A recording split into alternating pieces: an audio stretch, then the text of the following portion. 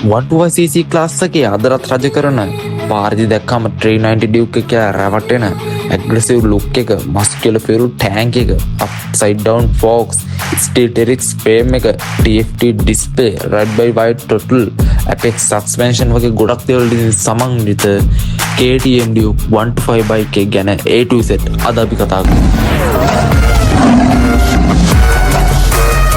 KTM කියන්නේ 125cc class එකටත් racing DNA ගෙන බ්‍රෑන්ඩ් එකක්. ඉතින් මේ Duke 125 එක බලද්දී පළවෙනි මොහොතම හිතෙන්නේ Duke 390 එක කියලා. ඒ තරම්ම ඇග්‍රෙසිව් ලුක් එකක් මේගොල්ලෝ දීලා තියෙනවා. ඒත් මේ බයික් එකේ ලස්සන තියෙන ඩිසයින් එක විතරක් නෙමෙයි. ඇතුළේ තියෙන ටෙක්නොලොජි එකත් මේ ක්ලාස් එකේ තියෙන ගොඩක් බයික්ස් වලට වඩා සෑහෙන ඉස්සරහින් ඉන්නවා. මුලින්ම අපි කතා කරමු බයික් එකේ තියෙන ඩිසයින් එක ගැන. ඇත්තටම Duke series එක ඩිසයින් ලැන්ග්වේජ් එකෙන් අරුත් ගානක් තිස්සේ වෙනස් වෙමින් ආවත් 2027 ජෙනරේෂන් එකෙන් පස්සේ Duke ෆැමිලි එකට සම්පූර්ණයෙන්ම අලුත් වෙනමක් ලැබුණා.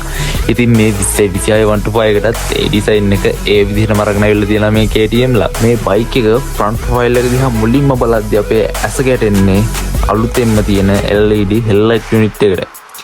පැරණි Duke 125 එකට වඩා මේ headlight design එක තවත් aggressive.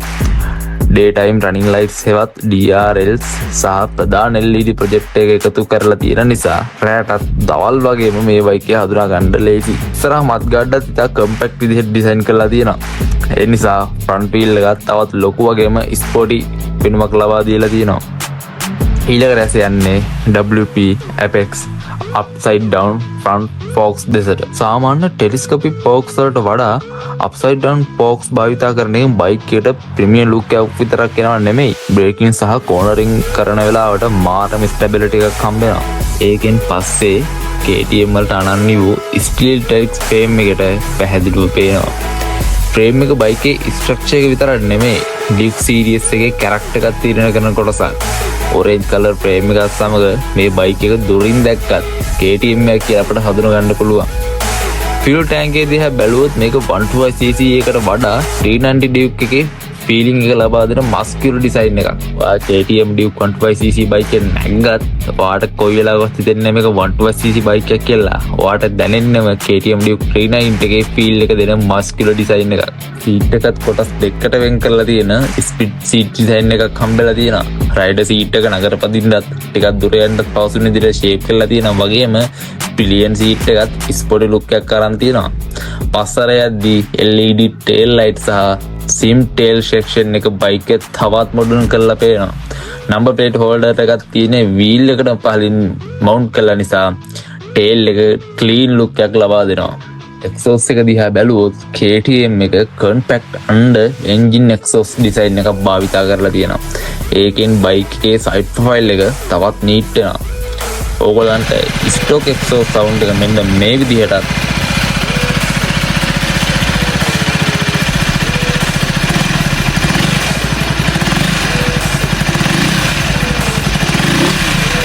ඕගොල්ලෝ එකට කැමති නැත්නම් මොඩිෆයි කරලා මෆ්ලර් එකක් එක්ක මෙන්න මේ විදිහටත්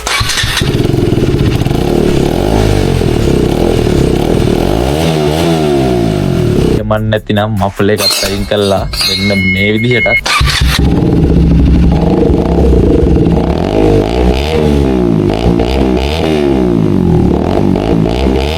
exhaust unit එක බලා ගන්න පුළුවන්. ඊළඟට අපි බයික් එකේ හදවත ගැන කතා කරමු. ඉතින් මේ බයික් එකට හම්බෙලා තියෙන්නේ 125cc single cylinder 4-stroke liquid cooled DOHC engine එක. liquid cool කියන්නේ engine එකේ උෂ්ණත්වය රේඩියේටර් එක කරා පාලනය කරනවා කියන එක. ඒක නිසා දිගු ගමන් වලදී හෝ ට්‍රැෆික් එකේ හිටියත් engine temperature එක ස්ථාවරව තියාගන්න පුළුවන්. DOHC එහෙම නැත්නම් dual lower camshaft system එකක් භාවිතා කරලා තියෙන නිසා valve control එක නිවැරදි වෙනවා. ඒක engine එකට ඉහළ RPM වලදී හොඳ performance එකක් ගන්න ගොඩක් උදව් කරනවා. maximum power එක PS 15ක්. ඒ කියන්නේ යුරෝපියන් A1 license category එකට අවසර දීලා තියෙන උපරිම බලය මේ engine එකෙන් ගන්න KTM උත්සාහ කරලා තියෙනවා. maximum torque එක නිව්ටන් මීටර්ස් 11.5ක් වෙනවා. ඉලක්කම් වලින් බැලුවොත් මේක සාමාන්‍ය වගේ කියලා හිතෙන්න පුළුවන් කෙනෙක්ට. හැබැයි KTM එකේ විශේෂත්වය තියෙන්නේ power delivery එකේ. throttle එක ටිකක් වැඩි කරත් ඉතා ඉක්මනින් engine එක respond කරන හැටි තමයි මේ Duke එකේ character එක. ඒකට හේතුව තමයි රයිඩ් බයි වයර් ටොටල් සිස්ටම් එක. සාමාන්‍ය කේබල් ටොටල් එකකදී ටොටල් ග්‍රිප් එක කේබල් එකකින් තමයි එන්ජින් එකට සම්බන්ධ වෙන්නේ. හැබැයි මේ රයිඩ් බයි වයර් සිස්ටම් එකේ ටොටල් ඉන්පුට් එක එන්ජින් එකේ සෙන්සර්ස් මගින් ECU එකට යවනවා. ECU එකෙන් තමයි එන්ජින් එකට ෆියුල් සහ එයාර් සප්ලයි එක නිවැරදිව පාලනය කරන්නේ. ඒ නිසා ටොටල් රෙස්පොන්ස් එක ස්මූත්, ඇකියුරේට් සහ ප්‍රෙඩික්ටබල් වෙනවා. ට්‍රාන්ස්මිෂන් එක ගැන කතා කරොත් මේ බයික් එකට තියෙන්නේ 6 ස්පීඩ් ගියර් බොක්ස් එකක්. 125cc ක්ලාස් එකේ බයික් එකට 6 ස්පීඩ් ගියර් බොක්ස් එකක් කියන එක හයිවේ රයිඩ් වලදී එන්ජින් RPM එක අඩුවෙන් තියාගෙන යන්නත් ෆියුල් එකන මේක වැඩි කරගන්නත් ලොකු වාසියක්. ක්ලච් ෆීල් එකත් KTM වලට සුපුරුදු විදිහටම ලයිට් සහ සිටි ට්‍රැෆික් එකේ නිතර ගියර් මාරු කරන්න උනත් රයිඩර් කෙනෙක්ට ලොකු අපහසුතාවක් දැනෙන්නේ නැහැ. ඉතින් මේ ෆියුල් ඉන්ජෙක්ෂන් සිස්ටම් එක නිසා කෝල්ඩ් ස්ටාර්ට් පර්ෆෝමන්ස් එකත් ඉතාමත් හොඳ තත්ත්වයක තියෙනවා. උදේ එන්ජින් එක ස්ටාර්ට් කරනකොට කාබුලේටර් බයික් එකක් වගේ අමාරුවක් දැනෙන්නේ නැහැ. ෆියුල් ඉකොනොමික පැත්තෙන් බැලුවොත් රයිඩර් කෙනෙක්ගේ රයිඩින් ස්ටයිල් එක අනුව එක වෙනස් වුණත් සාමාන්‍ය භාවිතයේදී ලීටර් එකකට කිලෝමීටර් 35ත් 45ත් අතර පරාසයක් බලාපොරොත්තු වෙන්න පුළුවන්. ඉතින් টොප් ස්පීඩ් එක ගැන ගොඩක් කට්ටිය අහනවා. ෆැක්ටරි එකෙන් টොප් ස්පීඩ් එක නිල වශයෙන් නිකුත් කළා නැති වුණත් මේ බයික් එක පැයට කිලෝමීටර් 120 ආසන්න වේගයක් ලබා ගන්න පුළුවන්. රයිඩර් කෙනාගේ බර, සුළඟ, පාරේ තත්ත්වය සහ පෙදේක අනුව එක වෙනස් වෙනවා. කොහොම නමුත් බිඳුවේ දැන් පැයට කිලෝමීටර් 60 දක්වා ඇක්සලරේෂන් එක ඉතා ඉක්මනින් ෆීල් එකක් දෙනවා. සිටි රයිඩින් වලදී ට්‍රැෆික් අතරින් මූව් වෙන්නත් මේ බයික් එකට කිසිම අපහසුතාවක් දැනෙන්නේ නැහැ. සමස්ත විදිහට බලද්දී KTM Duke 125 එකේ එන්ජින් එකේ අරමුණ වෙලා තියෙන්නේ টොප් ස්පීඩ් රෙකෝඩ්ස් හදන එක නෙමෙයි.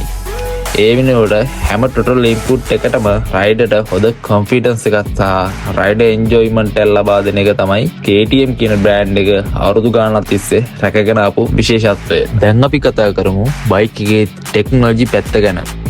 අද කාලේ මෝටර් සයිකල් එකක් තෝරනකොට එන්ජින් එක විතරක් බලන්නේ නැහැ. රයිඩර් එක්ස්පීරියන්ස් එකට ඉලෙක්ට්‍රොනික්ස් වලත් ලොකු බලපෑමක් තියෙනවා. ඉතින් 2020 KTM Duke එකට මුලින්ම කැපී පෙනෙන දෙයක් තමයි මේ අඟල් 5ක TFT ඩිස්ප්ලේ එක. සාමාන්‍ය LCD මීටර් එකකට වඩා මේ ඩිස්ප්ලේ එකේ කලර්ස්, ඇනිමේෂන් සහ විසිබිලිටි එක ගොඩක් ඉහළ මට්ටමක තියෙනවා. දවල් සද අවුවක වුණත් රෑගමනක වුණත් ස්ක්‍රීන් එක කියවන්න හරිම ලේසි. බයික් එක ස්ටාර්ට් කරන්න ගත්ත මොහොතේම TFT ඩිස්ප්ලේ එකේ බෝට් ඇනිමේෂන් එක පෙන්නනවා. ඒ පොඩි ඩීටේල් එක වුණත් බයික් එකේ ප්‍රීමියම් ෆීල් එකට එකතු කරලා තියෙනවා. ඩිස්ප්ලේ එකෙන් speed, RPM, gear position, fuel level, engine temperature, trip meter සහ service reminder වගේ දේවල් තාම පැහැදිලිව බලා ගන්න පුළුවන්. ඒත් මේ ඩිස්ප්ලේ එකේ ලොකුම වාසිය තමයි ස්මාර්ට් ෆෝන් කනෙක්ටිවිටි එක. ෆෝන් එක Bluetooth තරහ බයික් එකට කනෙක්ට් කරපුවාම incoming calls, music control සහ turn by turn navigation සහ වගේ features TFT ඩිස්ප්ලේ එකෙන් බලා ගන්න පුළුවන්. රයිඩ් කරනකොට ෆෝන් එක අතර ගන්න ඕන නැති නිසා සේෆ්ටි එකත් වැඩි වෙනවා. ඉතින් අපි මෙච්චරලා කතා නොකරපු බ්‍රේකින් සිස්ටම් එක ගැන දැන් අපි කතා කරමු. ඉතින් බයික් එකේ ෆ්‍රන්ට් ඇන්ඩ් රියර් දෙකටම ඩිස්ක් බ්‍රේක්ස් ෆීචර් වෙලා තියෙනවා. බයික් එකේ තියෙන ABS සිස්ටම් එක නිසා හදිසි බ්‍රේක් එකක් ගන්න වෙලාවට උනත් වීල් ලොක් වෙලා ලෙස්සලා යන්න තියෙන අවදානම ගොඩක් අඩු වෙනවා.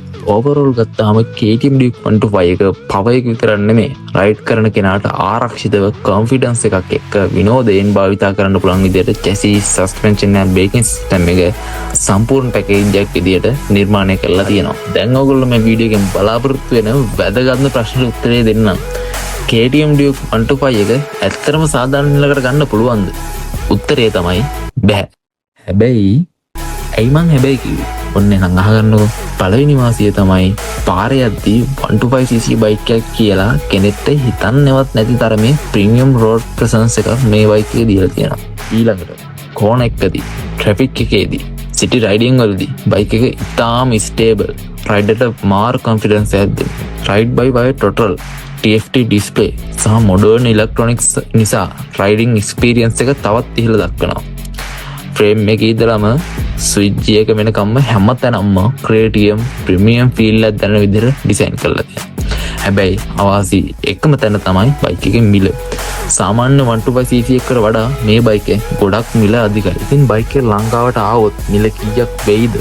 කීයක් ආවොත් හොඳයිද කියලා ඔයගොල්ලෝ කමෙන්ට් එකක් දාන්න. ඉතින් ගොඩක් අය හිතනවා 125cc නිසා මේක ඉන්දියන් ඩියුක් 160 එකට වඩා ගොඩක් අඩු ගාණක් වෙයි කියලා. හැබැයි ඒක එහෙමනම් වෙන්නේ නැහැ. මේක යුරෝපියන් ස්පෙක්ස් ප්‍රීමියම් මොඩල් එක. මගේ ඇනලයිස් අනුව මම රිසර්ච් කරලා තියෙන විදිහ අනුව මේ KTM Duke 125 Europe edition bike එක ලක්ෂ 13ත් 14 හමාරත් අතර මුදලකට එයි කියලා මට හිතෙනවා. මේක මගේ නිරීක්ෂණයක් මිසක් මේක ඔෆිෂියල් රිලීස් කරලා තියෙන ෆැක්ට්ස් එකක් නෙමෙයි. ඉතින් ඔයගොල්ලන්ට හිතන මිල ඔයගොල්ලෝ කමෙන්ට් එකකින් දාගෙන යන්න. මම කියන්නම් ඇයි මේකේ මිල ඉන්දියන් Duke 160 එකට වඩා ලාභ නොවෙන්නේ කියලා. මුලින්ම අපි ඉන්දියන් Duke 160 එක ගණන් ගත්තොත් එහෙම ඉන්දියන් ස්පෙක්ස් මොඩල් එක. local manufacturing, lower production costs, lower base price. හැබැයි European Duke 125 ගත්තොත් Euro 5 emission standard, A1 license market එකට premium specification, higher manufacturing cost, TFT display, ride by wire, premium electronics, Europe export model. මේ හැමදේම නිසා KTM Duke 125 එක Duke Indian Duke 160 එකට වඩා ලාභ වෙයි කියලා කියන්න බෑ. ඉතින් අද වීඩියෝ එක ගැන ඔයාලට මොකද හිතුනේ? පොද නරක කමෙන්ට් එකකින් ලියන් යන ගමන් subscribe කරලා share කරලා set වෙලා ඉන්න.